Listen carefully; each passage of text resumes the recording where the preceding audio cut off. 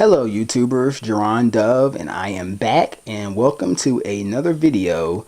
I first want to start off by thanking every person who has commented or subscribed or liked anything on my YouTube page channel over the last several weeks. I definitely appreciate it, and even though I've not posted a video lately, I definitely make it a point to respond to as many comments as I can.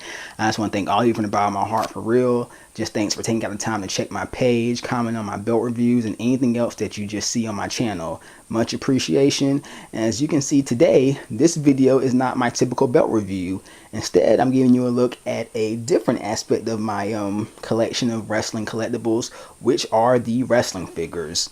Now, you're my age, or older, 27. I grew up a fan in the late 80s and early 90s, and of course during that period WCW and WWF really just spared no expense in providing fans with the best in action figures. And you have to remember that back when I was growing up, you didn't have replica belts and a lot of the other more exclusive high-end collectible items such as fans have access to today. And when I grew up, the only real collectibles that fans had to enjoy were wrestling magazines, which are sadly going by the wayside in this digital era, trading cards, and wrestling figures. And today I'm going to just take you a look through, give you a look through some of my collection. And a lot of these figures, actually a few of them are ones that I have had for several years, and many of them I actually bought within the last year or so on eBay for mad cheap.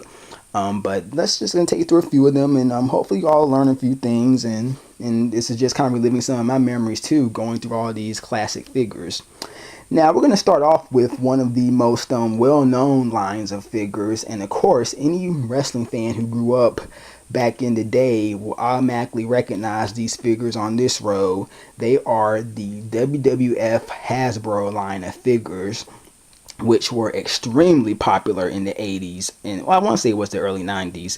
Pretty much any wrestler who was a star in WWF had an action figure made. Of course, I'm holding Macho Man Randy Savage. You have the Immortal Hulk Hogan, Rowdy Roddy Piper, the $1 Million Man Ted DiBiase, and pretty much, I remember having so many of these figures growing up, and there had to be at least over 50 made, not to mention different variants you had on every wrestler. I believe there were, about maybe 2 or 3 different types of Hogan and Savage figures of this line, and these figures are just so detailed and realistic, really just some of the best ever made.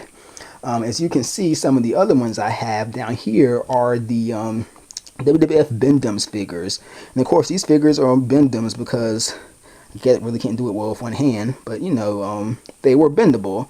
They were cheaper than the regular hard plastic type of figures, and they were actually made, I forgot who they were made by, the actual manufacturer, but of course I think those were produced around the mid 90s. So of course you see Ahmed Johnson, Ringmaster Steve Austin, so you see Steel Star on his boot before he was ever Stone Cold, the Bad Guy Razor Ramon, Mankind, Heartbreak Kid Shawn Michaels, Mabel, fans Big Daddy V, or Mabel back in the day, Men on the Mission, Paul Bear, who can never forget Paul Bear, and of course you have the regular Undertaker in the purple from the early 90s, and then you have the satanic corporate ministry style Undertaker, Yokozuna of course, and these two figures right here are early WCW figures. I almost want to say NWA, the Road Warriors.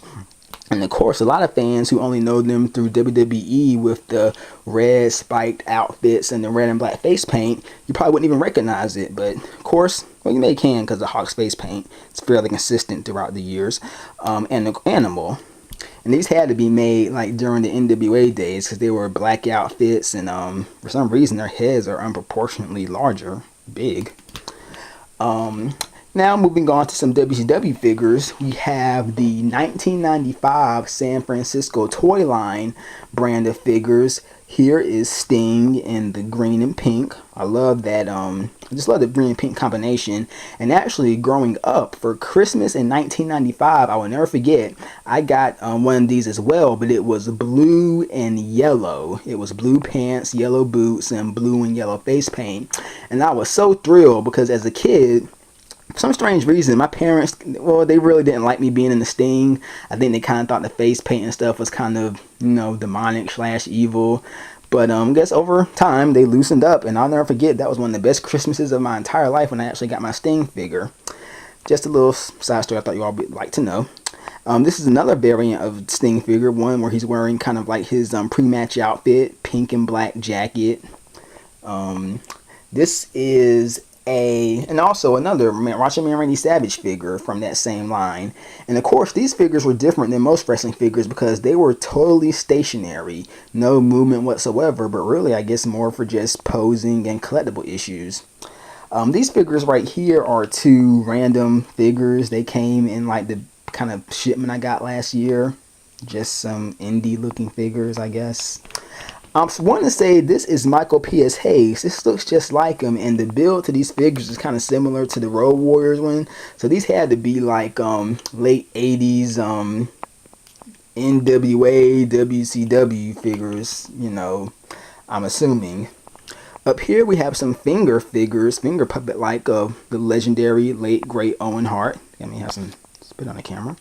And Stone Cold Steve Austin. We have a random referee. Diamond Dallas Page figure from 1998 with the this red button in the back makes him wackier. And I remember buying that figure. I think I bought this figure in I think I got this for Christmas in 98. If I'm positive, because that's when I was really big on wrestling figures back then. And up top we have one of I can't also forget this Ray Traylor, the late Ray Traylor, also known as Big Boss Man. This was one of his gimmicks he had in WCW. I don't know if it was, I forgot what he was, but this was one of his gimmicks in WCW. Cannot remember to save my life. But at the top is one of my all-time favorite line of figures ever. And I remember being on these figures so hard when I was a kid. That was, probably, definitely 1990, 1991-ish, 92-ish. And these were the Galoob WCW line of WCW figures. And these are 8. I got these all last year. In a package deal off eBay, and they actually had other ones. I think growing up I had Ron Simmons, maybe Brian Pillman, but these are of course you have Rick and Scott Steiner, the Steiner brothers, one of my favorite tag teams of all time. Total package Lex Luger, Sting, and yeah, Blue Pants. Of course, I was scared if my camera would kind of show them being green. Sid Vicious, Arn Anderson, Barry Windham, and Nature Boy Ric Flair.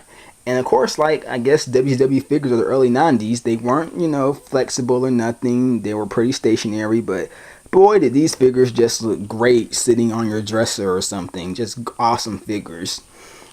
Like I said, wrestling figures are something that, they make figures today, and I really don't follow them today because to me, the wrestling figures that they come out with now, whether they were WWE's former Jakks figures or their latest Mattel figures, I just don't think they look nothing like the wrestlers these days. When I walk into a Walmart or Kmart and just kind of casually glance the wrestling aisle, and when I see figures of guys who in the face look nothing like they do on TV, it just doesn't seem realistic to me or believable.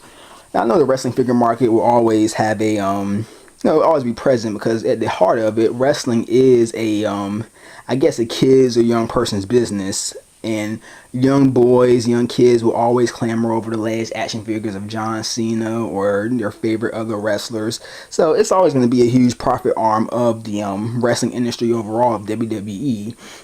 But these figures right here are just, some of my favorites, and I'm actually glad I did this video because I haven't really taken these out of my closet in months. So it's just kind of cool for me to just kind of see them and just kind of look at, and I guess in the visual history of wrestling figures, some of the biggest stars over the last 20 years in wrestling.